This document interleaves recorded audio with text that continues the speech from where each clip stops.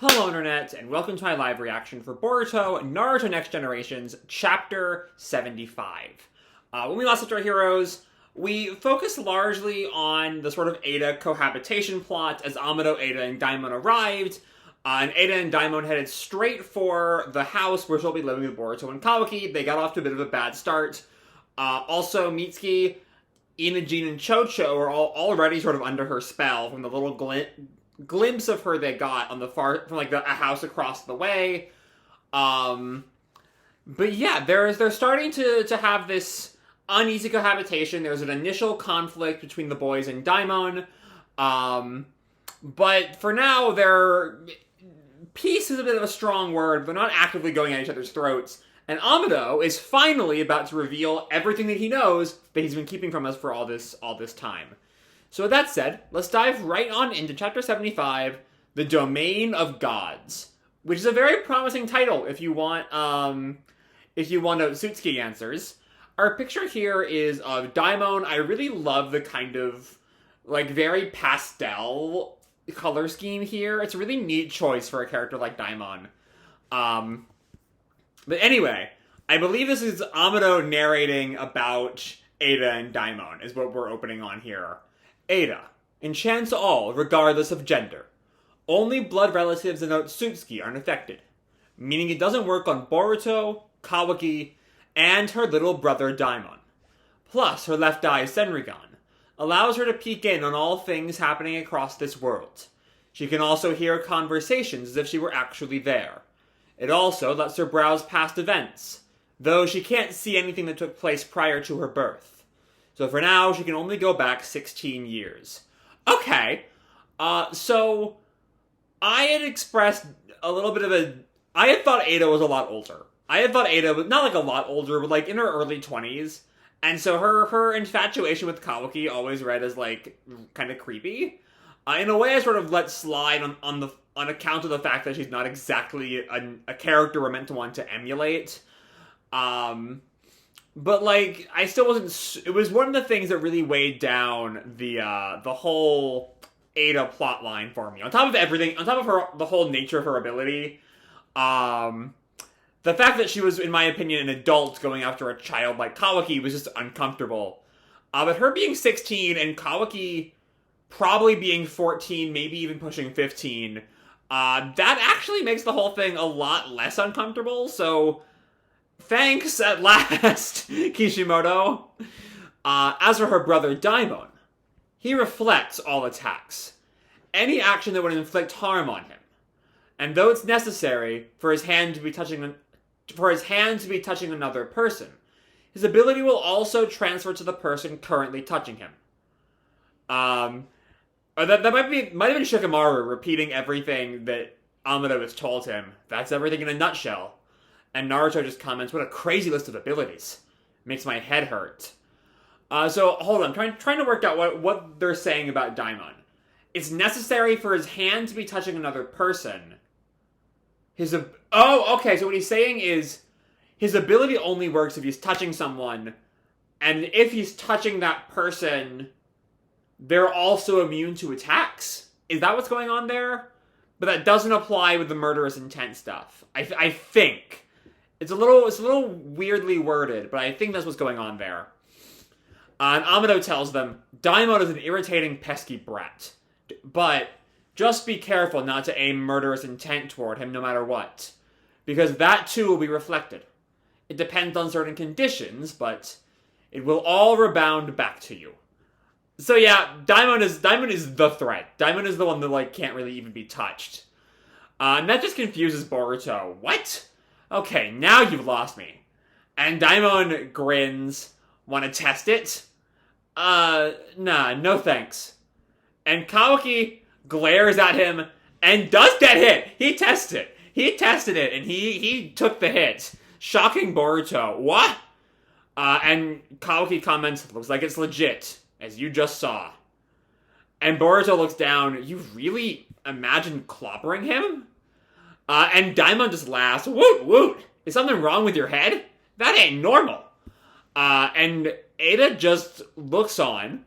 Maybe a little bit concerned about her prize getting damaged. And Naruto then, over in his room, talks to Amado. I've been wondering, Amado, how the heck did you develop so many unbelievable abilities? And Amado takes a puff of his cigarette and goes on, develop wouldn't be accurate. I am a mere human, not a god. The crafting of abilities is a feat permitted only to gods. What I did is simply transplant things that already existed. And Shikamaru questions, transplant? Explain that. And Amado takes another hit. Yeah. Their abilities were brought about by a god. Someone who actually evolved into a godlike being. Otsutsuki Shibai. Okay. Which, I mean, given how powerful the Otsutsuki are, I could understand why these abilities would have to come from an Otsutsuki. Though, one Otsutsuki having all of this is, a lot. It also would explain why Eida's powers don't work on the Otsutsuki, because they came from Otsutsuki initially. But you know, Boruto is not quite shocked, but like just sort of taking in the revelation as Naruto and Shikamaru repeat Otsutsuki Shibai, and Kawaki focuses on the last name Otsutsuki, and Shikamaru just gets nervous at like another fucking Otsutsuki threat for the village to deal with.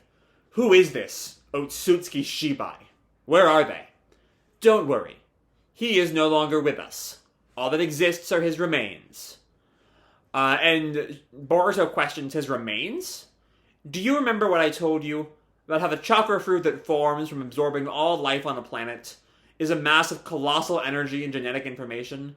And that Otsutsuki are a species that evolved through devouring those fruits? By repeatedly undergoing karmic resurrection, Shibai cheated death, devoured many fruit over several millennia, and eventually the cumulative evolution led to godhood. And we get an image of Shibai. He has like the third eye Rinnegan in his forehead. He has horns that are it's a different pattern than we've seen before. My first thought was sort of Ishiki's wraparound horn, but it's very much not that. It is a cool design, though. I'm curious if Kishimoto is leading us up to like another Kaguya, where, you know, we think he's just some part of the past, but he actually is a big part of the final plot. I don't know. Certainly a possibility, though it is nice that, like, if that is the plan, Shibai is brought up well before the, like, relative spot of Kaguya. But anyway, Boruto just questions, godhood, huh? And Kawaki just takes all this in, as Naruto says, setting aside possible godhood, let's go back to the original topic. You're saying these various cheat-like powers of Eida and Daemon are originally abilities that this Shibai fellow possessed? That's right. Transplanting DNA harvested from Shibai's remains results in the endowing of one or more of his abilities. Okay, so that means that Amado has access to Shibai's remains. And if Shibai became a god, I'm really curious how he died. Like, and then his remains were on... I don't think Earth is the proper term. The ninja world on this world. Like, what happened that led Shibai's corpse here? That Amado could get it. But Shikamaru calls up Katasuke. You there, Katasuke? Is what he's saying technologically possible? So yeah, the sensory unit's having a field day, connecting like all the village bigwigs to this conversation. Yes, I have been listening. It's just transplanting a person's ability into someone else, even using scientific ninja tools, would be difficult with current human technology. However, having now witnessed numerous tech beyond human intellect, like at the airship's crash site and in young Kawaki's body, I cannot say with any surety that it is impossible. And we see Sumire is also with Katasuke, presumably hearing this too. She's also part of all this drama. But Amado complains, that's low, Shikamaru. You think I'd make things up at this point? And Shikamaru just tells him, don't pay my cautious nature any mind. To be blunt, I just can't get myself to trust you. And Shikamaru calms him down, now. Go on, Amado. And Amado just sighs.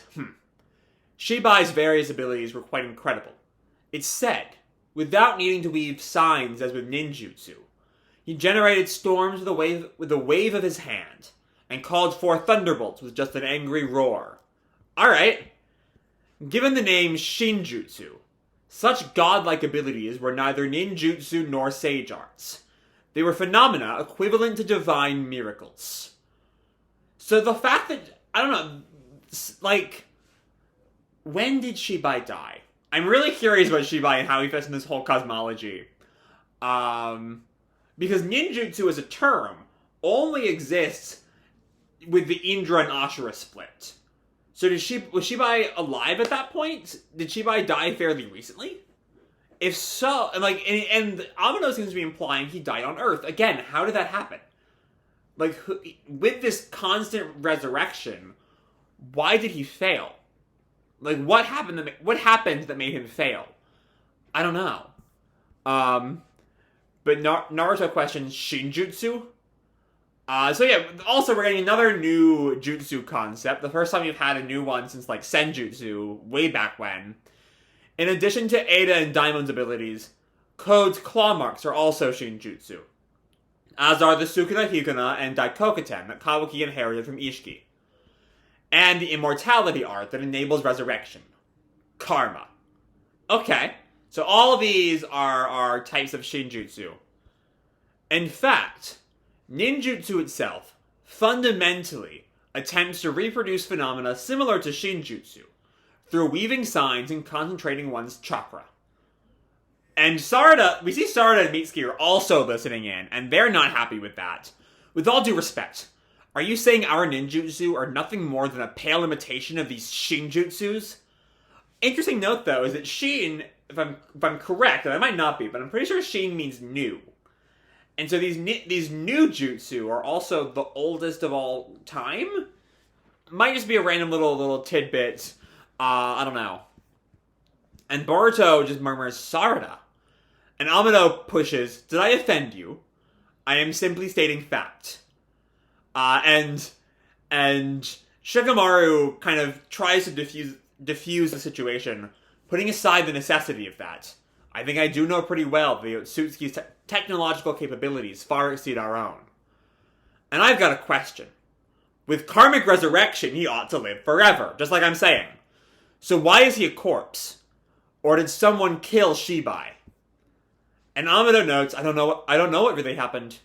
It's certainly possible that he was killed, but what if, after many cycles of evolution, he ascended to a higher dimension where a physical body isn't required? If no body is needed, neither are resurrection nor vessels. It's a hypothesis that Shibai deliberately discarded his body, which could be a way for him to enter into the story somehow. Shikamaru notes, I see.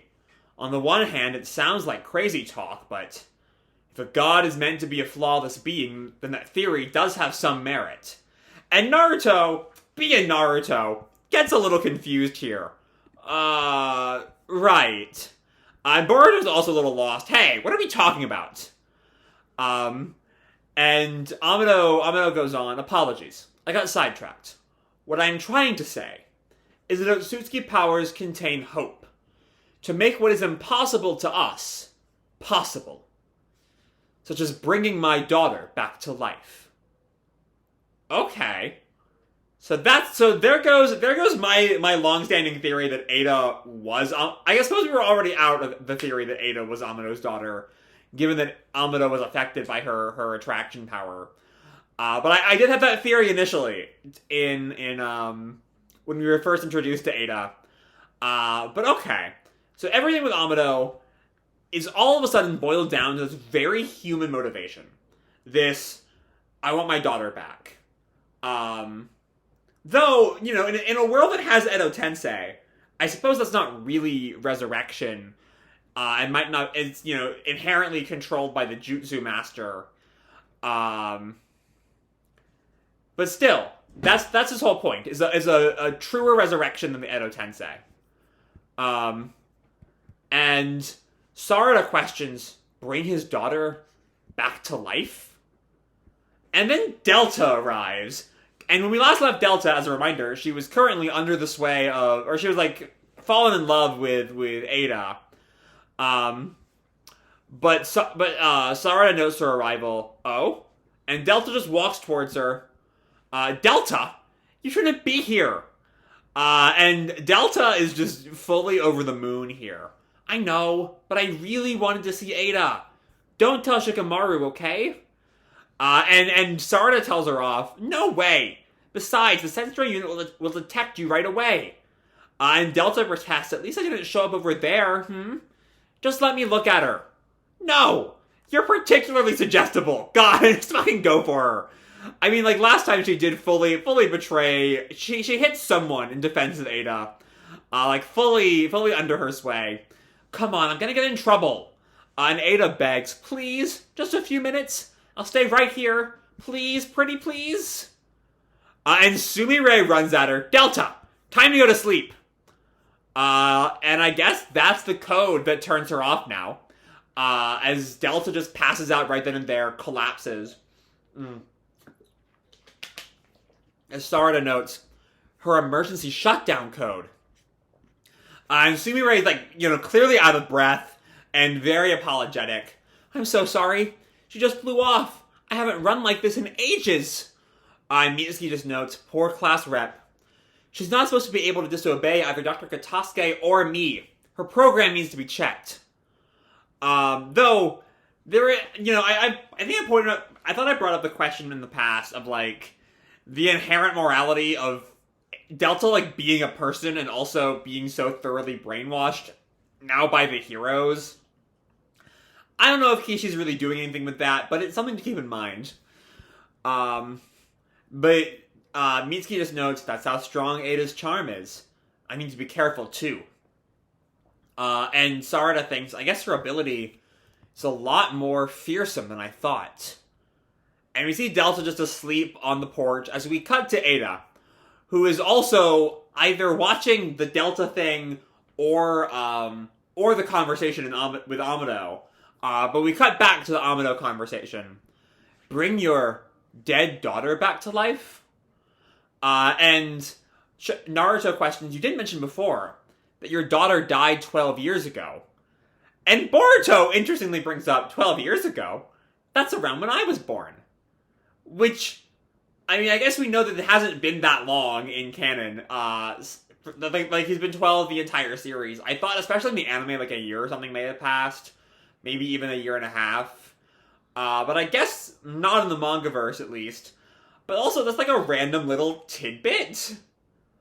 That's around when I was born. I don't know if there's any connection. I can't imagine the series is trying to say that Boruto is the reincarnation of Amado's dead daughter. Because that would make no fucking sense. But I don't know. Why are you bringing that up, Boruto? Why is that important?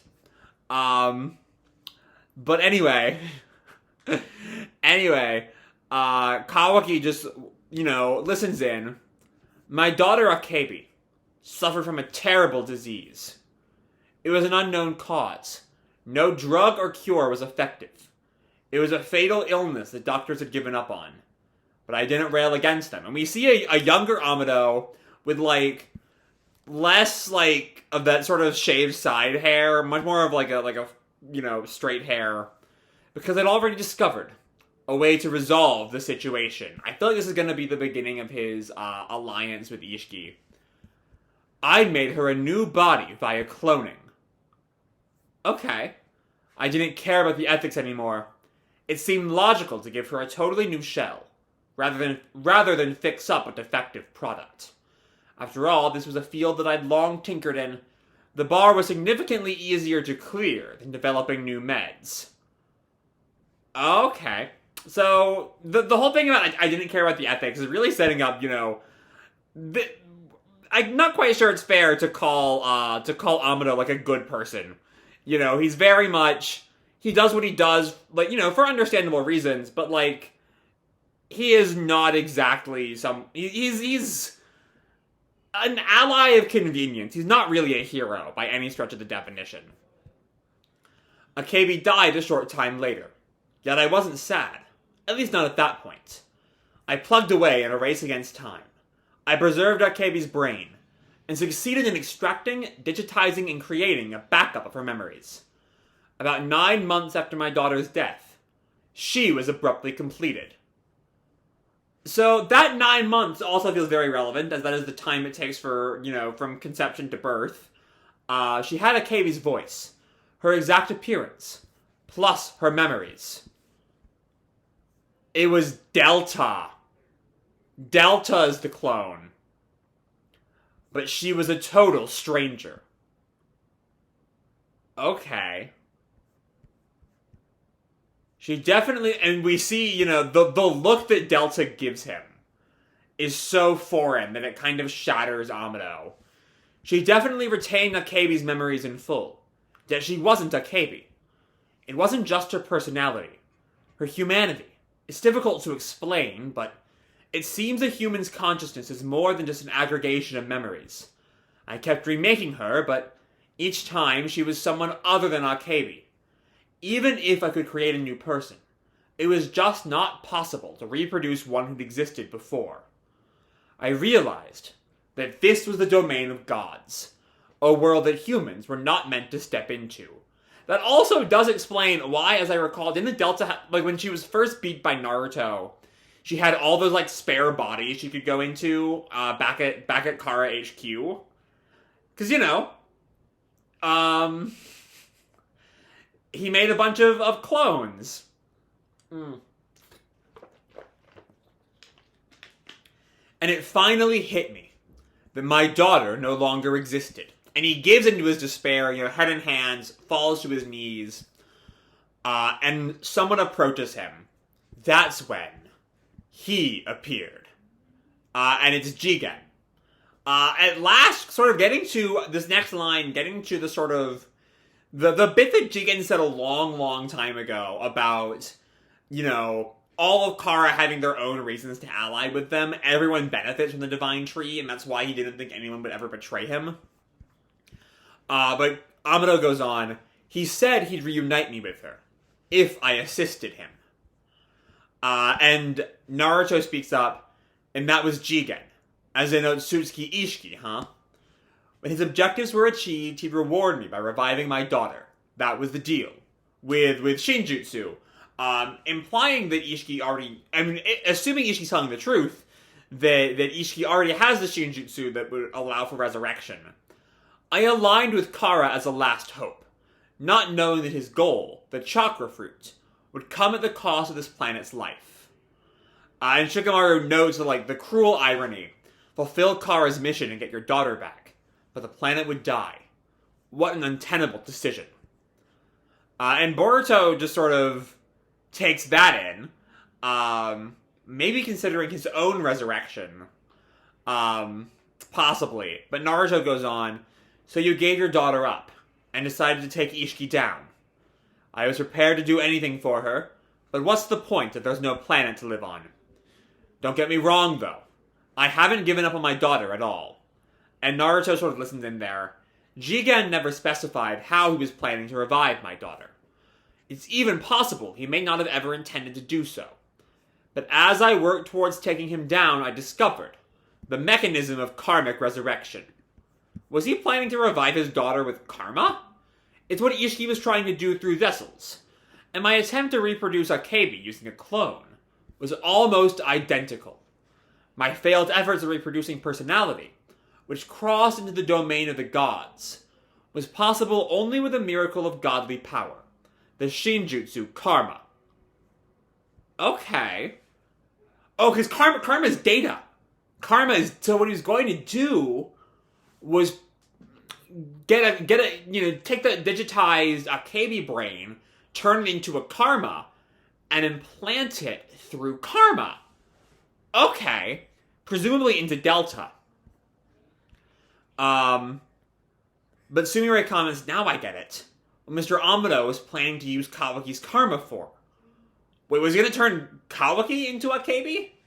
But Sarada looks over at the unconscious Delta. I added Akebi's data to Kawaki's reconstructed karma. All Kawaki has to do is implant karma into a new cloned body that I'll prepare. That should be enough to revive Akebi.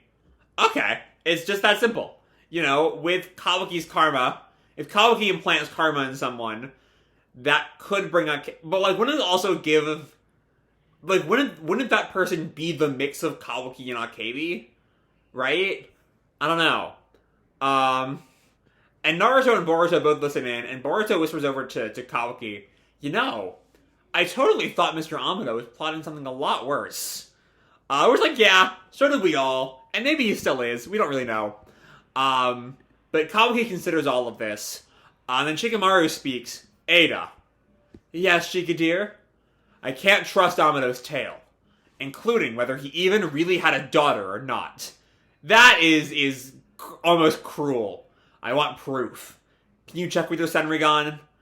And Amado just glares at him. How dare you? Hey, Shikamaru, don't you think that's a bit much? Even Naruto is like, take a step back, man.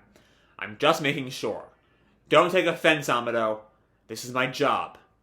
And Amado is silent at that. And Eida laughs. You've quite the awful personality, Shika dear. But I kinda like it. Good to hear. Now if you would. And Boruto listens in. Whoa. That's harsh, Uncle Shikamaru.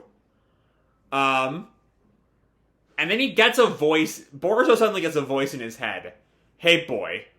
React if you can hear me. What? It seems to be Momoshiki talking to him. Gah. I was wondering why your petty thoughts were suddenly available to me, but this confirms it. Wait, what? What's he talking about there? And Boruto just questions Momoshiki and just thinks, hey, what's going on? And Momo tells him a new effect that apparently arose from having supplemented some of your damaged flesh with my data. It seems our thoughts are crossing over. Okay. So, like, they're becoming, like, they're merging mentally, maybe? But Boruto thinks this isn't mind transfer jutsu. Momoshiki's thoughts are echoing inside of my head. And yeah, because, like, normally that only happens when Momo, like, physically manifests himself. It's not normally as thoughts, it's as spoken words that only Boruto can hear, which isn't quite the same thing. So this is a new evolution. Anyway, Momo goes on, Gah, it is grating, but never mind. Just don't let Kawaki catch on. I'd rather not tangle with him again. And Boruto looks over at Kawaki, who hasn't really noticed, as Momo goes on, about what Amado just said. There's something off about it. And Boruto questions, you distrust him too? Just like Shikamaru? Then again, that whole part about gods and Shibai, it was sounding real shady to me. But that's not what Momo's talking about. Momo's talking about the daughter stuff. Sorry, but the Shibai part is true. He was an Otsutsuki, who, as Amado correctly guessed, is no longer in this dimension. So yeah, Shibai is definitively alive, just somewhere else. On some other plane. As Boruto questions, what? For real? The same with shinjutsu. I too have observed this plane a long time, and have an intimate understanding of all extant shinjutsu. And Boruto questions, then you're saying he's lying about his daughter? Who knows? I have no knowledge of that.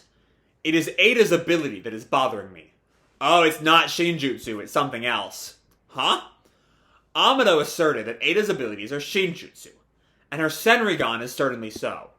However, that love charm power cannot be. Alright. And Boruto pushes, so what of it? As I said just now, I know all shinjutsu, but I have never heard of such an ability. In short, it is possible that Amado is lying. Alright. So it's something else. And Boruto presses, what are you saying? That it's a type of scientific ninja tool or something? And he seems to be saying this part out loud, like a whisper, but the rest of his thoughts have been thought bubbles. These are speech bubbles. Plus, why would he need to lie about that? Though no one's really noticing that. As Momo goes on, indeed, that is what raises the question. So yeah, just when it seemed like we were getting all of the answers you've been looking for all this time, it's just like there's still more going on here. I don't know what that more is going to end up being. Anyway, Eida finishes her look in the past. It was only a quick peek, but Amado's daughter Sanzu Akebi did exist. She died when she was 24. At the very least, those events he told us about were all true. Happy now? Shikamaru notes, "Thank you, Eida. I appreciate your help." And Amado is still upset over the doubt. Hey now, that's it? You question my honesty and have nothing else to say? And Shikamaru just goes on, I'm just doing my job. The reason for my distrust lies with you. Don't pretend you're innocent while criticizing others. And Boruto is not really paying attention to this part of the conversation, still talking to Momo. And what about our situation? How long will we be linked? And Momo goes on, It's not as if I want to be doing this either. Our thoughts are leaking to each other against our wills. That's easy for you to say. You better not be trying to trick me.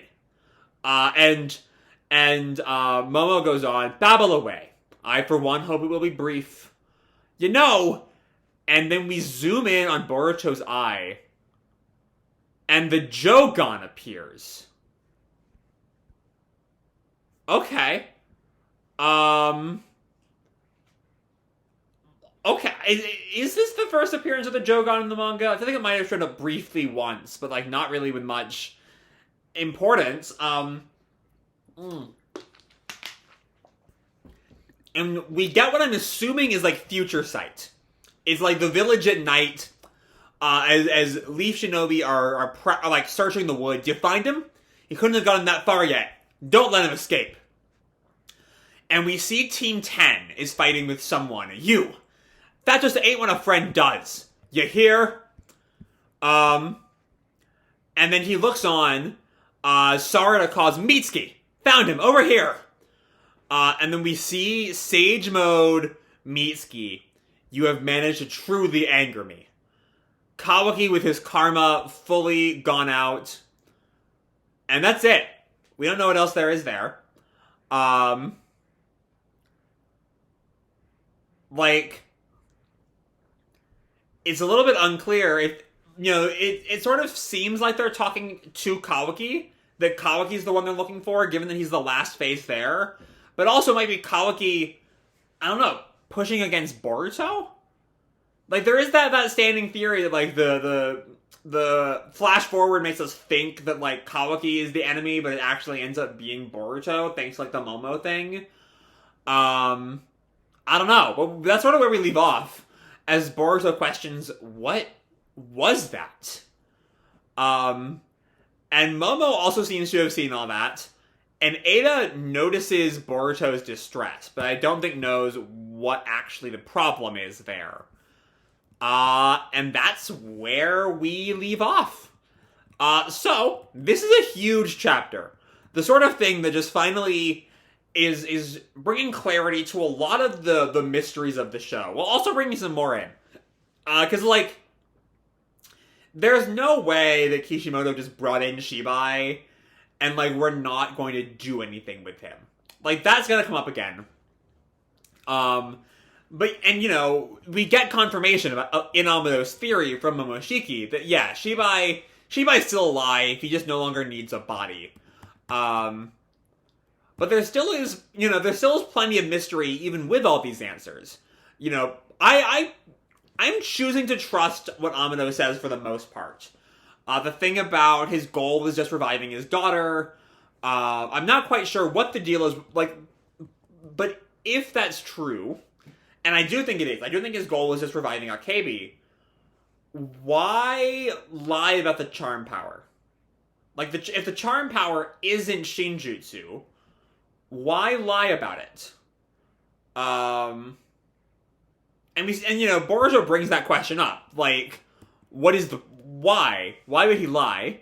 And we don't know. we still don't know. You know, even with all of these answers, there are still plenty of juicy mysteries to sink our teeth into as the series goes forward.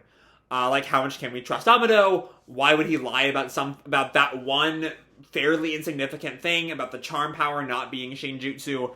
If it's not shinjutsu and he's lying about it, why is it so important? Like, that's just the more present day, like, tactile, things that the characters are going through right now. There's also, of course, the mystery, the role Shibai would play, and that future sight that Boruto gets at the end, that we don't really get much answers for, other than, some big battle. Someone running away, whether that's Kawaki or Boruto is a little bit unclear right now, or even someone else entirely. But it's our first real use of the Jougan in the manga. I think it's kind of the first we've seen of it at all since, I think, the first Mist arc. Maybe, I think it was briefly talked about, like, when Toneri, in the anime version of the Chunin exams, of the Momoshiki arc, I think. But still, that's a whole lot to dig into. There's a whole lot of mysteries here, and it's the sort of chapter that we're going to be, like, picking at for a long time to come, I think. Like, there's a lot of juicy little plot points here. Of, Amado's desperation, the fact that that's where Delta comes from, is these failed clones, which makes me kind of want to go back and look at Delta and Amado's interactions in the past, because Delta really fucking hated Amado. And, if you take this, like, new life form and put all of these pressures on her from birth, she very well might hate you. Now, and, that also brings up, like, the horrors of brainwashing this copy of your daughter. There's some fascinating little moral quandaries surrounding Amado. He's a fucked up character, but he's so fascinating. And yeah, I'm trying to find anything else to say, because I really went into it. I think I really sort of picked this chapter apart while I was reading it on my first read through. But yeah, it's a good time all around. It's a really good chapter. Like, I think this arc has been, obviously weaker than the Kawaki arc, which is pretty much perfect. The Code arc has had a lot of issues. It's had a lot of not quite being clear where the arc is going, what its main points are, and that's not great almost 2 years into it. And a lot of that has been, centered on needing these Amado revelations. And they have delivered, I'm reminded of the bit in Ranking of Kings, where so much of the back half of the show revolved around the revelations Miranjo's backstory would bring, and her backstory was kind of bad, and it tanked the show along with it. And this is the opposite of that. So these revelations really work. They explain pretty much everything about Amado, though, while still raising more questions about the charm power, while also giving us plenty of exciting tidbits that will come to relevance in the future with Shibai and that Jougan future vision. So yeah, all in all, it's a damn good chapter, and I can't wait to see where the story goes from here. So with that said, I'm going to leave this video off here. Hope you all enjoyed the chapter and the video itself. If you did, feel free to drop me a like or subscribe, or, do whatever makes you happy, And as always, your life is your own, okay? Bye!